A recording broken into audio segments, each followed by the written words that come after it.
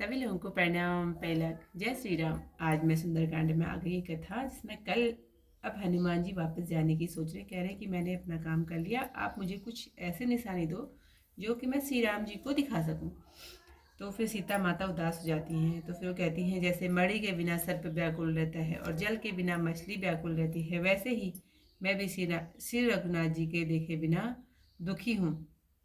हे तात हनुमान जी, न जाने विधाता हमें अवध में कब पहुंचावेगा, कब माताओं सहित भरत शत्रुघ्न और अन्य सभी लोग आनंद पावेंगे, कब समस्त मंगल कार्य होंगे और याचकों की इच्छाएं पूर्ण होंगी। मैं श्री रामचंद्र जी की नख से सिख तक मनोहर छवि देखूंगी।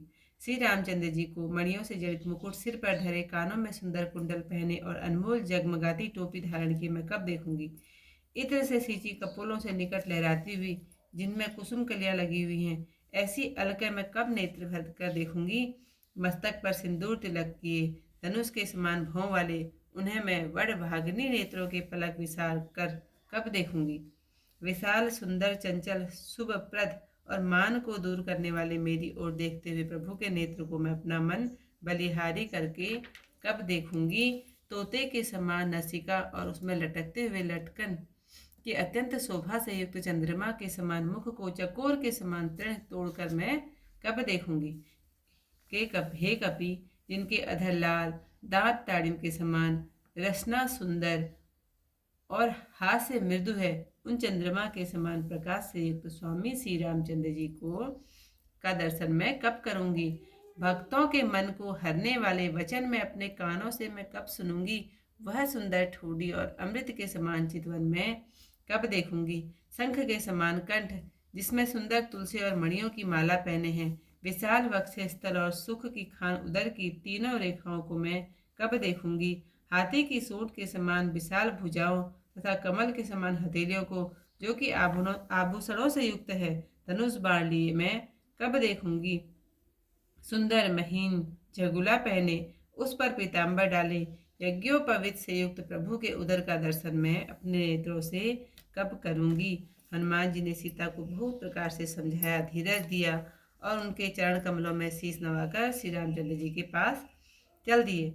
चलते समय बड़े जोर से गर्जना की, जिसे सुनकर निशाचरों की स्त्रियों के गर्भ गिर गए। समुद्र के इस पार आए और बानरों को आनंद ध्वनि सुनाई दी। हनुमान जी को देखकर सब प्रसन्न हुए और अपना नया जन्म समझा। हनुमान जी का मुख प्रसन्न था, शरीर में तेज विराजमान था, जिसे देखकर वे जान गए कि श्री राम जी का कार्य करके लौट आए हैं। सब बड़ी प्रसन्नता से सुखी होकर मिले, जैसे तड़पती हुई मछली को पानी मिल जाए। सब बानर प्रसन्नता से नई नई कथाएं कहते हुए श्री राम जी के पास चले। तब सब बानर मधुवन के भीतर आए और अंगद की सम्मति से मीठे फल खाए। जब रखवाले मना करने लगे तो मारे मुक्कों से उन्हें भगा दिया। सब ने जाकर पुकारा कि युवराज अंगद ने वन उजाड़ डाला। यह सुन सुग्रीव हर्षित हुए कि बानर प्रभु का कार्य करके आए हैं। यदि सीता जी की खबर न मिलती तो वे मधुवन के फल कैसे खा सकते थे। राजा सुग्रीव इस प्रकार मन में विचार कर ही रहे थे कि सब बानरों का समाज वहां आ गया। सबने आकर प्रणाम चरणों में शीश नवाया। तब कपिराज सबसे बड़े प्रेम से मिले। सुग्रीव ने कुशल पूछी। बानरों ने कहा, आपके चरणों के दर्शन से ही कुशल है। श्री राम जी की कृपा से उत्तम कार्य हुआ। हे नाथ, हनुमान जी ने कार्य पूर्ण किया, सब बानरों के प्राणों की रक्षा की। यह सुनकर सुग्रीव फिर हनुमान जी से मिले और सब बानरों सहित श्री राम जी के पास चले। श्री राम जी ने बानरों को आते देखा कि जो कि कार्य किए हुए बड़े प्रसन्न चित्त थे। दोनों भाई स्फटिक शिला पर बैठे थे। सब बानर आकर उनके चरणों में गिरे। दया की राह से श्री राम जी जब बानरों से प्रीति पूर्वक मिले और कुशल पूछी। बानरों ने कहा, हे नाथ, आपके चरण कमलों के देखने से सब कुशल है। त्याग की कथा यहीं पर समाप्त।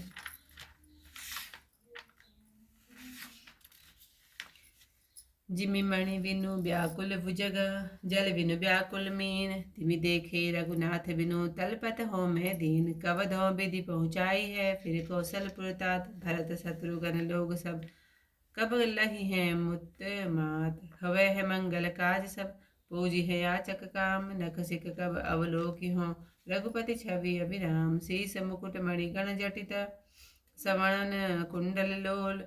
जगमगात कब देखी हो टोपी दिए अमूल अलकै सींची अतर सो निकट कपोल मुक्त भरी लोचन कब देखी हो कुसुम कलीन संयुक्त बाल तिलक भासित सुबह बकुटि तनु अनुहारी भूरि भाग्य कब देखी हो नयनन पलक विसारे चंचल चारु विशाल सुबह लोचन मोचन मान चितवत दिशि सब कब देखी हो मन को कवि कुर्बान कीर तुंड सब नासिका लटकन की छवि भूरी कब चकोर सब देखी हो मुख मयंक तर तूरी अरुण अधर दाड़िम दसन रसन चारु मृदुहास हे हरि कब अवलोकि हो शशिकर शशिर प्रकाश मधुर वचन जन मन हरन कब सुनी हो निज काज चिबुक चारु कब देखी हो चितवनि अवमीस अभि समान कंबुकंठ तुलसी सुबग मणि मोतिन की माल उरग दिरग अवलोकि हो कब त्रवली सुख जाल भुज विशाल कर सरिस